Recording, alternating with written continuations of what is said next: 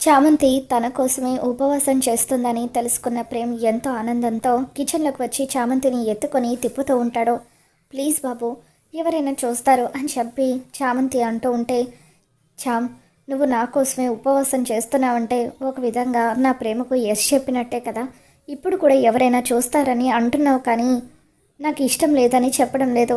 నిజంగా నాకు చాలా అంటే చాలా హ్యాపీగా ఉంది. నా ఆనందాన్ని పంచుకొనివ్వు చామ్. మన దీక్ష ఖచ్చితంగా సక్సెస్ అవుతుంది. మనము ఆ దేవుడి దయతో ఒకటవుతామో నాకు నమ్మకం కలుగుతుంది అని చెప్పి ప్రేమ అంటూ ఉంటాడో. అలా చామంతిని ప్రేమ్ ఎత్తుకొని తిప్పుతూ ఉంటే చామంతి మాత్రం ఎక్కడ ఎవరైనా చూస్తారేమోనని చెప్పి టెన్షన్ పడిపోతూ ఉంటుంది. అప్పుడే అటువైపుగా చంద్రిక వస్తూ ఉంటుంది. చంద్రిక వాళ్ళిద్దరినీ అలా చూసేయడంతో చామంతి కంగారు పడిపోతూ ఉంటుంది. అత్త అని చెప్పి చంద్రికను చామంతి పిలుస్తూ ఉంటుంది. ఇక దాంతో ప్రేమ్ చామంతిని వదిలేసి మెల్లిగా కిచెన్లో నుండి తప్పించుకొని వెళ్ళిపోతూ ఉంటాడు. ప్రేమ్ కిచెన్లో నుండి రావడం చూసిన నిషా, ఇదేంటి ఈ ప్రేమ్ కిచెన్లో నుండి బయటకు వస్తున్నాడు, అసలు మాటి మాటికి ప్రేమ్ ఎందుకు కిచెన్ వైపు వెళ్తున్నాడు, ఆ చామంతి కూడా ఖచ్చితంగా కిచెన్లోనే ఉండుంటుంది అని చెప్పి నిషా అంటూ ఉంటుంది. ఇక తర్వాత చామంతిని ప్రేమ్ని అలా క్లోజ్గా చంద్రిక చూసేయడంతో చామంతి కంగారు పడిపోతూ, అత్త, ప్రేమ్ బాబో అని అంటూ ఉంటే, వద్దు చామంతి, నువ్వు నాకు ఏం చెప్పాల్సిన అవసరం లేదు. ప్రేమ్ బాబుకి నువ్వంటే ఎంతో ప్రేమ. నీకోసమే ప్రేమ్ బాబు ఉపవాసం ఉంటున్నాడు. నువ్వు కూడా ప్రేమ్ బాబు ప్రేమని అర్థం చేసుకొని తన ప్రేమకి ఓకే చెప్పేయచ్చు కదా. ఎందుకు నువ్వు ఇంతలా ఆలోచిస్తున్నావని చెప్పి చంద్రిక అంటూ ఉంటుంది.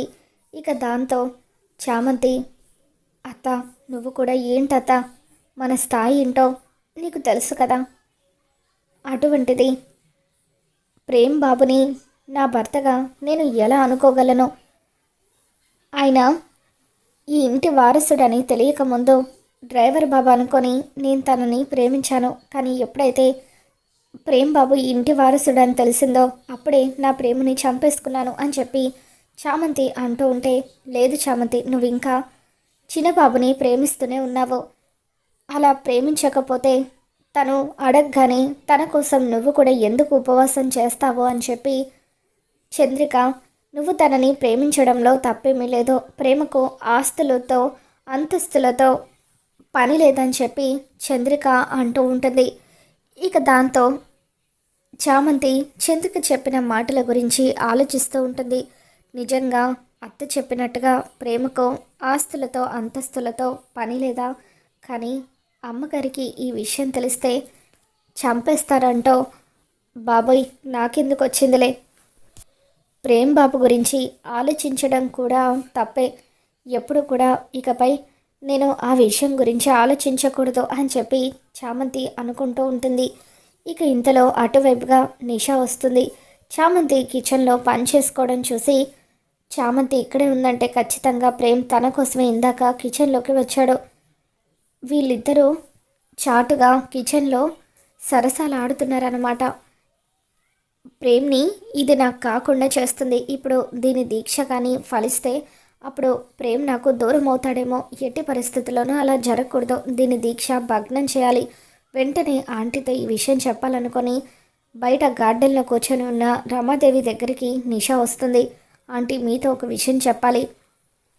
చామంతి ప్రేమ్ కోసం దీక్ష చేస్తుందంటే అది చేసే దీక్ష వల్ల ఎక్కడ ప్రేమ్ నాకు దూరం అయిపోతాడోనని నాకు చాలా భయంగా ఉంది అని అంటూ ఉంటే, నువ్వేం కంగారు పడకు నిషా, దాని చేత దీక్ష మాన్పించడం ఎంతసేపు అని చెప్పి అంటూ ఉంటుంది.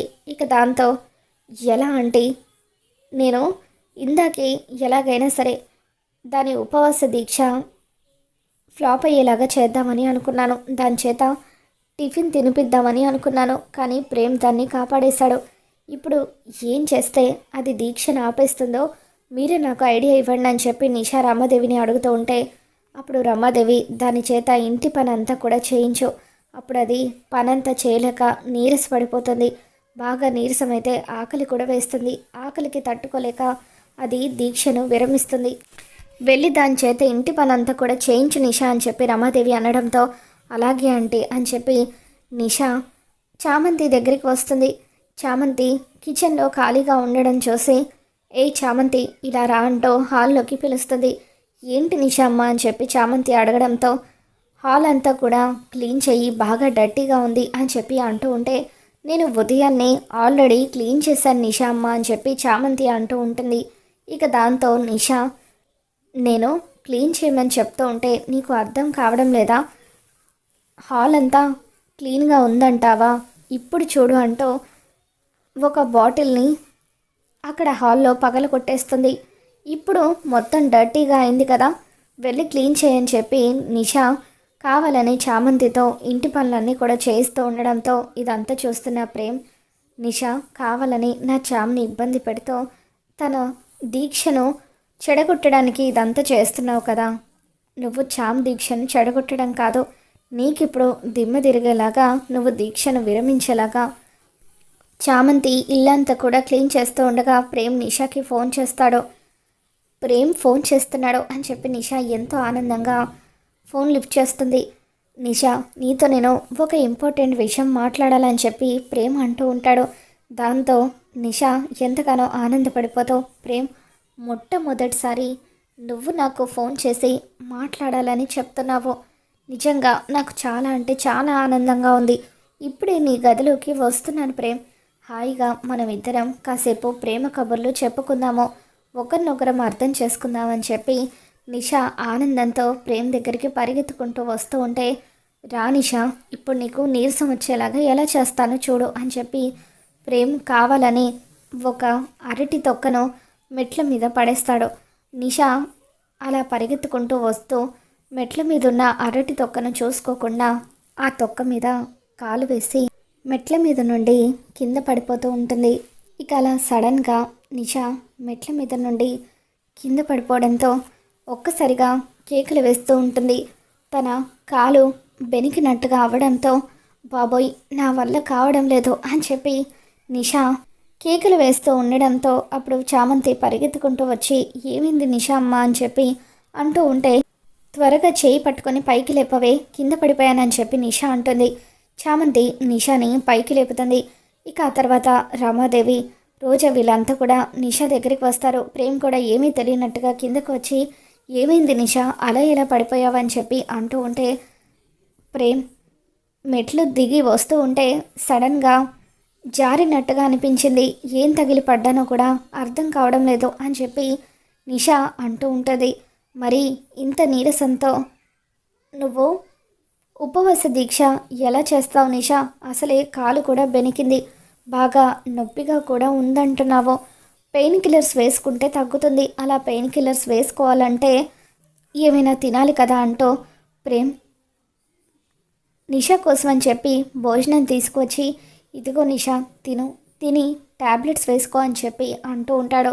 ఇక దాంతో నిషా దీక్షని మొత్తం కూడా పక్కన పెట్టేసి, ఆంటీ నా వల్ల కావడం లేదంటీ, ఈ నొప్పి తగ్గాలంటే ట్యాబ్లెట్స్ వేసుకోవాలి, ట్యాబ్లెట్స్ వేసుకోవాలంటే ఏమైనా తినాలి కదా, కావాలంటే నేను ఈ దీక్షను నెక్స్ట్ ఇయర్ చేస్తాను అని చెప్పి నిషా భోజనం చేసి ట్యాబ్లెట్స్ కూడా వేసుకుంటుంది.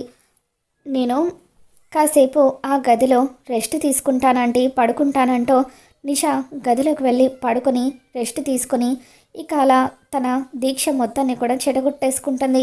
ఇక అలా నిషా దీక్షను చెడగొట్టినందుకు ప్రేమ్ ఎంతగానో ఆనందపడిపోతూ ఉంటే, బాబు ఇదంతా మీ పనే కదా అని చెప్పి చామంతి ప్రేమ్ వైపు చూస్తూ మనసులో అనుకుంటుంది.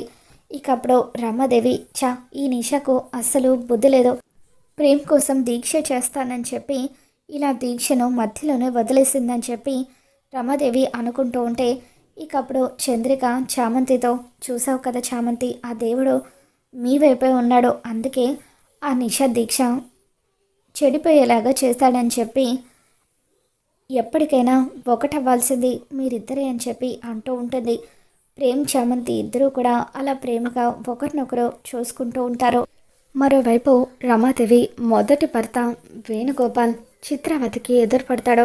చిత్రావతి వేణుగోపాల్ని గుర్తుపట్టి, వేణుగోపాల్ ఇన్ని సంవత్సరాలు ఏమైపోయావని చెప్పి అంటూ ఉంటే, ఆ రమాదేవి నన్ను జైలుకు పంపించిందమ్మా, జైలు నుండి విడుదలైంది ఆ రమాదేవి అంతు చూడటానికి, నా జీవితాన్ని నాశనం చేసిన ఆ రామాదేవిని ఎట్టి పరిస్థితుల్లోనూ వదిలిపెట్టను.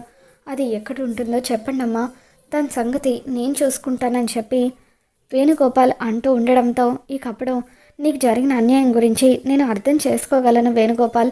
రామాదేవి దగ్గరికి నేను నిన్ను తీసుకువెళ్తాను. ఆ రామాదేవి వల్ల ఎంతోమంది జీవితాలు నాశనం అయ్యాయి అంటూ చిత్రవతి వేణుగోపాల్ని వెంట పెట్టుకొని పౌర్ణమి నాడే హర్షవర్ధన్ ఇంటికి వస్తూ ఉంటుంది. మరి రాబోతున్న ఎపిసోడ్లో ఏం జరగబోతుందో మళ్ళీ మన ఛానల్ తెలుసుకుందాం. ఈ వీడియో మీకు నచ్చినట్లయితే తప్పకుండా లైక్ చేయండి.